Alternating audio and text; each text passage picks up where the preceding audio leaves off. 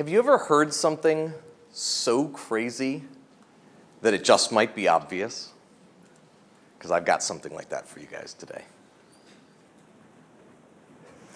You know, sometimes we're not thinking big enough. We all sort of know that.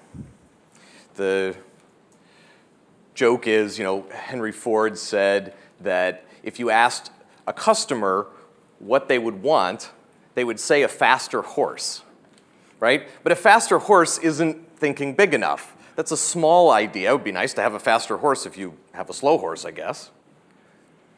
But a mechanical horse, a horseless carriage, would be an even bigger idea, right? And we can see that in retrospect. The trick is seeing it at the time.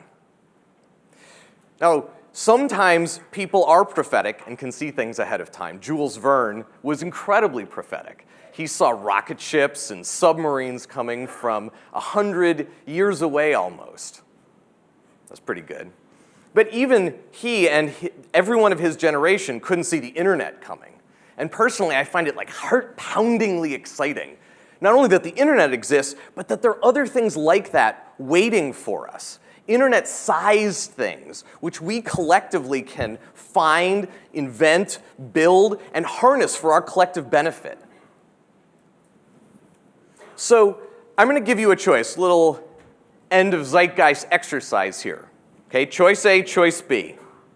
So here it is. Choice A, you get to invent a new way of turning coal and oil into electricity. 100% guaranteed. You definitely will make it happen if you choose choice A. And it will make the production of electricity using coal and oil 10% more efficient, worldwide guaranteed.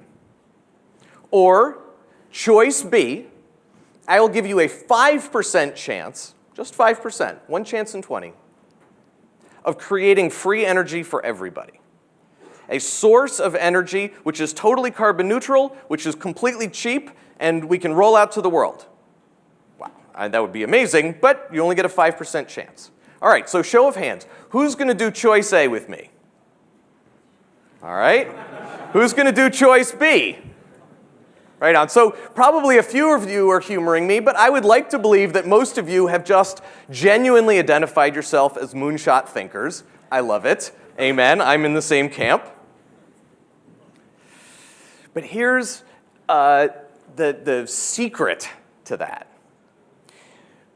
or one of the secrets anyway. Clearly, doing choice B is worth more than choice A. I don't think it would be an exaggeration to say it's easily worth 200 times as much by any reasonable calculation. So if I gave you 1 chance in 20, we still are up by a factor 10 over choice A in expected utility.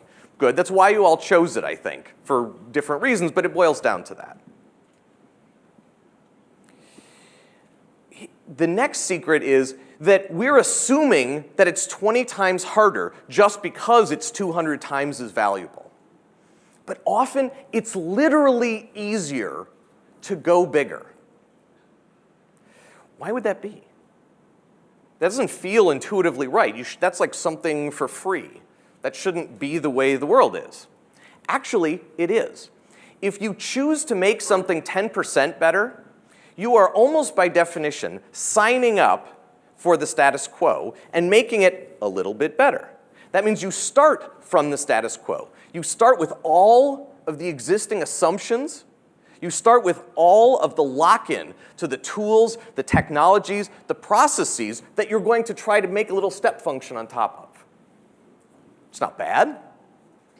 But you're going to be in a smartness contest, in a resources contest, with everyone else on the planet.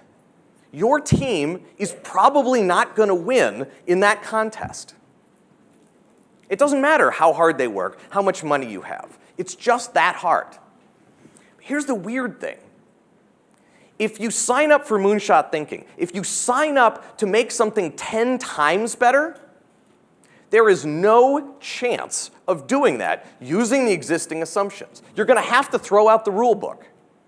You can't do that with the existing tools. We all know that intuitively. So you're going to have to start over.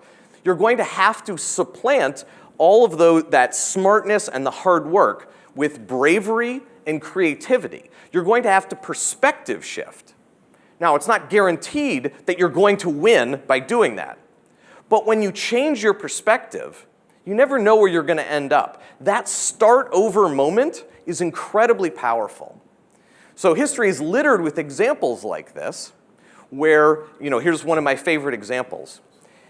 Along, 70 years ago now, people were working very, very hard. Incredibly smart people were working incredibly hard with almost infinite money at their disposal to make vacuum tubes better, because the largest company in the world depended on vacuum tubes getting better. But at the same company, the start-over work of Bardeen and Bratton and Shockley, basically 3 people in a lab, changed the world by inventing the transistor. And it was the fact that they weren't working on a vacuum tube that gave them that opportunity. So that sounds pretty good. Let's all go do moonshots, right? Oh wait, there's a catch. But the catch isn't what you think. The question is, are you in a context that would let you take a moonshot? Imagine going to your CEO or your board of directors and telling her or them that you're going to spend the next 12 months on something that has a 95% chance of being a complete waste of time, and a 5% chance of saving the world and producing more money than there is currently money in circulation. You just all raised your hand and said you want to do that. But now imagine going and saying that to your CEO or your board of directors. They're not going to let you do it, are they? That is the problem. That is the trick. It's the bravery to do it, not the fact that it doesn't work. That's why I'm up here evangelizing to you. So there have been lots of contexts, or a good number of contexts, in which a large number of people were given the resources and the pressure to go extremely fast and the permission to be as weird as they needed to be in order to make something radically better happen. Unfortunately, the main way that the world has produced those contexts in the past has been on the subject of warfare. So Bletchley Park, the invention of modern computer science and modern cryptography, or the Manhattan Project and the harnessing of the atom. But why do we have to wait for a war to get amazing people together and give them that permission? We can look at these examples and say, wow, yep, they made amazing things happen that didn't look possible before because they were given both the pressure to go that fast and the permission to be as weird as possible. Because there was exigency of war. But why can't we just create that? It's not like the world doesn't have enough problems to work on. So in honor of one of the few non-military examples of being like this, where JFK gave his speech at Rice University and then the Apollo 11 mission to put a man on the moon came after it, let's call this moonshot thinking. There have been a lot of moonshots in history. So the Great Wall of China, which was also motivated partly by trade, but mostly by military issues, that was surely a moonshot. There was the most audacious person in China at the time would not have believed that 1,700 years later, there would be 6,000 kilometers of almost continuous wall. No one would have believed that that was possible, but it was. When Rome was at its height, the problem of getting water into the greater Roman area and getting the roads to span out from Rome looked totally insurmountable, not only because there weren't enough people who could do it if you were to literally or metaphorically carry the buckets of water in, because there was almost no water in Rome. That was a big part of the problem. But it just wasn't technically feasible. But because they needed it to be so, they created a series of technical innovations which allowed them, particularly with the water, to bring water in through the aqueducts. We have this failure of imagination, which we're all prone to. When I tell you, let's go make the anti-gravity drive, your first reaction is that it's not possible. Not because you're an expert in anti-gravity drives, but we all believe that if our imagination can't explain to us how something can happen, the most plausible explanation is not that our imagination is failing us, but that it's not possible. And in that way, our imagination is not doing us any favors. So part of moonshot thinking is fighting back against that natural human tendency to get over that disbelief point. So moonshot thinking starts as an exercise in imagination. You have to see something as possible. Then it becomes an exercise in persistent vision. Once you see it's possible, you have to, over an extended period of time, continue to believe that it's possible and help a large group of people believe that it's possible. And then believing it's possible is not enough. You actually have to have an exercise in determination coupled with an exercise in creativity so you can actually go make it. Not all crazy ideas are worth doing, of course. That's not my suggestion. So in order for it to be a moonshot, there would have to be a huge problem in the world. I don't think it would qualify as a moonshot if there wasn't some huge problem that was global, long-standing. And that's clearly not enough, because if I told you war is a big problem in the world, we'd all go, yes, I guess so, Astro. But if I said I'm going to start a new religion, which is all about hugging, and we'll just get a lot of hugging going and warfare will end, I'm not sure that would work, but in any case, that's not a technology moonshot, and we can have a separate conference on whether the hugging religion is a good one. So there's got to be something else. There has to be some kind of science fiction sounding product or service, which, if you could make it, would make that problem go away. Okay, pretty good. But wait a second. A time machine, I'm sure we could solve a lot of the world's problems by making a time machine. It's the poster child for a science fiction sounding product or service, but I don't know how to make one, so we probably shouldn't count that as a moonshot. JFK didn't know how to get a man on the moon. Nobody did at the time, but there was enough glimmers of reason to believe it was possible to have the faith and to give it a shot. So you also have to have some reason to have that belief, that faith in the first place, that you can get to that place. That's the third element which is required in order for it to be a credible moonshot. So at this point, I have a lot of CEOs, and so I'm going to guess that many of you in this room are thinking, Astro, wait! What about that stuff? You remember money? That thing we promised to go get for our shareholders? You haven't said the word money yet. You've completely left the land of realistic. It's okay. Deep breath. It's going to be okay. Look, I grant you that if you go and make something 10% better in the world, the money might not come find you.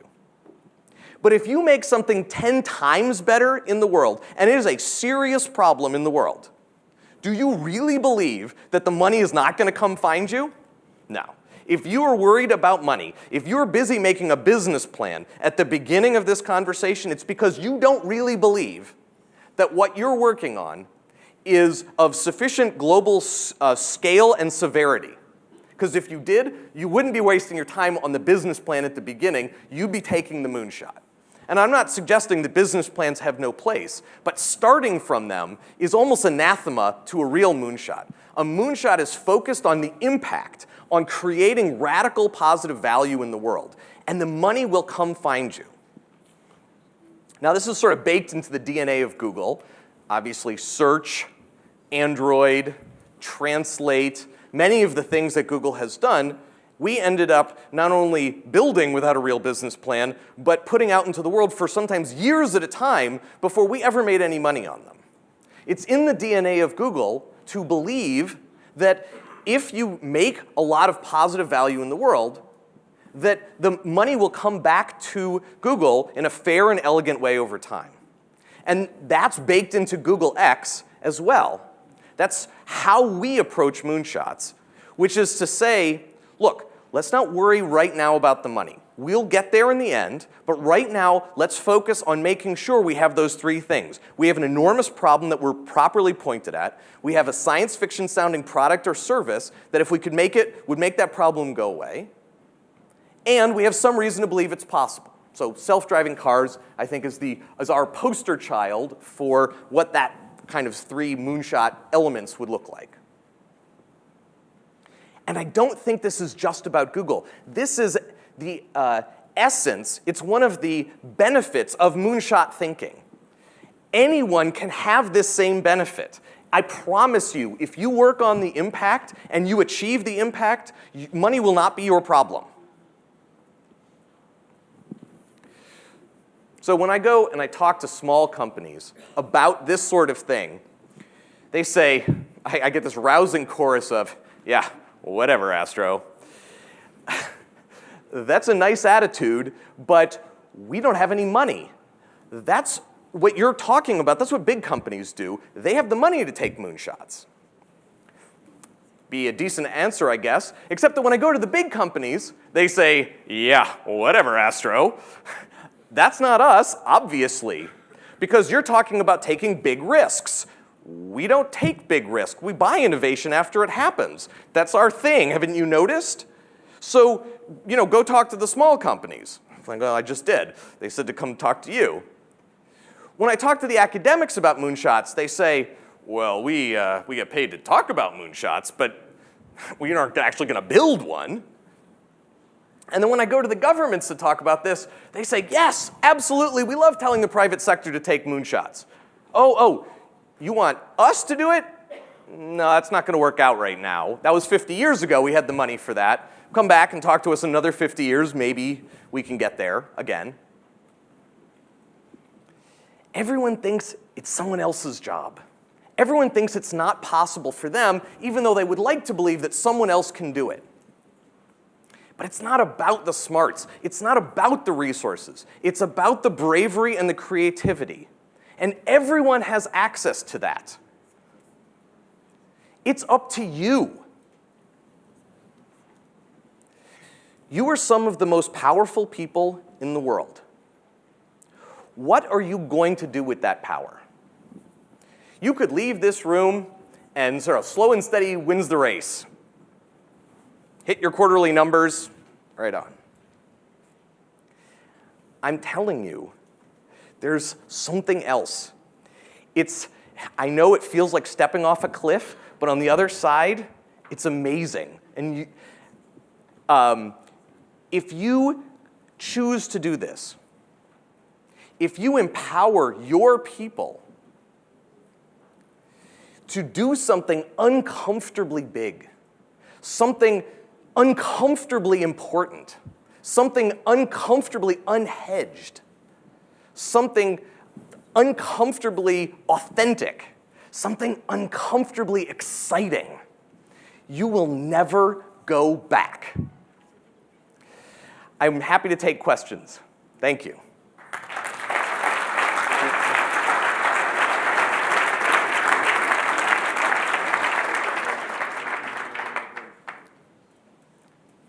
This is like a personality test, by the way. There's cool points for the first question. Yes? What's that? No, on the screen. It's a joke. Oh. It's a space elevator. We don't know how to make a space elevator, but we've been accused of making one for a while. So it's become our poster child, kind of like our mascot.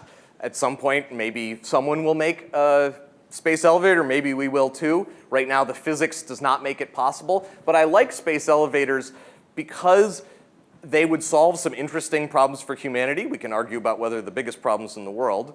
And while they're unbelievably hard, what it would take to make a ribbon up into space that actually has a strength to weight ratio to do that, they don't break any laws of physics. And that's, as soon as you leave the breaking laws of physics land, everything is possible, in my opinion. Other questions? Yes? What we heard in the talk beforehand about the jellyfish. With what we heard beforehand, the talk before about the immortal jellyfish, do you think that immortality is a moonshot? It's an interesting question. Obviously, people feel like dying is a bad thing. I suppose we could feel pretty good about ending dying, but I mean, this is now my personal perspective. I'm not completely sold that having everybody live forever wouldn't make humanity worse off. So I'm not saying that some people shouldn't work on it. I think it's a legitimate moonshot. Me personally, that's not the moonshot I would pick because I feel somewhat conflicted about the potential benefits of having everybody live forever. But if some people work on it, that absolutely qualifies for a moonshot. You know, what we just heard, huge problem in the world, people dying, okay, check. Finding some magical way for them to live forever, I think that one's a little underspecified right now. I would have liked to hear more about that in the talk. But we have a proof of an existence proof in the form of the jellyfish. And that's all the glimmer you need. I think the good part about the last talk was that he was saying, there's an existence proof. So I can't tell you how to do it, but don't tell me it can't be done because that jellyfish is doing it. And that's the kind of feeling that it takes to start a moonshot. Yeah? Do you think that confidence is not knowing the scale of the problem? Yes, naivete is incredibly useful. You have to be dumb enough to start on new projects, so I won't discount naivete, but I will hide the fact that I'm a professional at nothing other than being naive with the following, which is that transplanting expertise from one domain into another is a great way to do that perspective shifting that I was talking about. And so on the surface, you will see people like Elon Musk going into the space industry when that's not where he spent his life because he had other expertise that he was bringing there. Lots of entrepreneurs do this, especially serial entrepreneurs, where they learn rules about the world and they take it into a new industry. And because they don't know the rules of that industry, that tearing up of the rule book is less frightening to them. So we can paint that as naive, and there's probably some naivete in there, but there's also some real benefits to the expertise by analogy that you get the perspective shifting from. Yes? When is the right time to euthanize a moonshot that might be floundering? That's a great question. It's the essence of being able to make a moonshot factory is being able to do that at least some of the time, to be able to kill things that are not working. The problem is, at the beginning, when there's 3 people and you're still sort of doing the proof of principle kind of work, it's not that emotional, it's easy to kill it. But at some point where you get to larger groups and you've spent more time on it, it becomes very emotional. And the trick, more than anything else, is a culture where the people on the moonshot believe that there's something even more important than solving that moonshot, which is the intellectual rigor of killing bad ideas as soon, the moment that they know that it's the wrong idea. And you have to help them, you have to put them in a context where that kind of what we normally would label as failure is seen as a moment for opening the champagne bottle. And so I can tell you at Google X, we have ended projects. Those are not the ones that we announce. And when we're working on something and we decide not to go forward with it, we make a celebration out of that. Because the people who come and tell you, nope, this was the wrong thing, let's go find something else to do, those are the keepers. Pour money at them. It's the people who never come and tell you that, those are the money pits that you're not going to get anything out of. 1 or 2 more questions. Yeah? How do you decide who joins your team and who doesn't? I don't want it to sound like getting voted off the island, or it's kind of grim that way. I mean, obviously, some of the moonshots, once we're in the middle of taking them, require expertise of various sorts. And so we will go out and we will recruit for someone who has particular expertise. So Google Glass, for example, needs world-class optics people. And we will look for other characteristics also, but when we're looking for an optics person, they should probably have some kind of background in optics. We can be flexible about that. But there are other people that we look for generalist capabilities in. I'll give you an example. We hired someone not that long ago who was arguably the top researcher at Xerox PARC. And it was certainly not why we hired him, but one of the reasons that we hired him was that he had just finished building a helicopter in his garage and was getting flight certified on it. That person clearly doesn't know limits. And that's a good attitude, especially because this was not a mechanical engineer. This was someone who understood much more about chemistry and MEMS, and that he was building a helicopter in his garage, good sign. So, I could give other examples, but that's the ethos of the kind of place that you want. If you're really going to take moonshots, you have to get the mix just right. You have to get Peter Pans with PhDs. It can't be all Peter Pan, but it can't be all PhDs either. You have to be sort of responsibly irresponsible. And so you have to recruit for people who seem to be, you want them to be safety conscious, but still wear t-shirts that say safety third on them, that kind of thing. All right, next question. Yes? Astro, yesterday we had a panel with presidents, prime ministers, opposition leaders. And they were talking about the difference between being a politician and being a world leader. If you had the opportunity to address the world leaders, how would you get them back into this moonshot game so they could take us as a people and as a species forward? Well, one of the things I would like to suggest, all right, so I'm imagining talking to world leaders, it's an awesome question, is I think especially in governments, all groups end up feeling like you have to have a lot of money, and to take a moonshot all the way to actually create the impact is not cheap, but as the signs that it's working are there, money shows up. So I really don't think resources are the main thing, but governments in particular seem to believe that moonshots from a government is entirely driven by money, and that's not true. There are lots of things that governments can do that amplify other people's ability to take moonshots in various ways, and it's often cheaper to do that than not. So the tax structures that they have, here's an example in the United States. Right now, you get a tax benefit if you hold your stock for 1 year and 1 day. That's called long-term capital gains. I have some news for you. Moonshots take longer than a year. What if we said, long-term capital gains is going to go up from 20 to 30%. But if you hold your stock in any public company for 5 years, we'll make it 15%. Now these companies are just naturally, because people want the tax benefit, are going to hold their stock for longer. There's probably, if you pick those particular numbers, a little bit more revenue would come to the United States government. And because shareholders now are with a company for longer, the companies will feel empowered to take longer-term bets.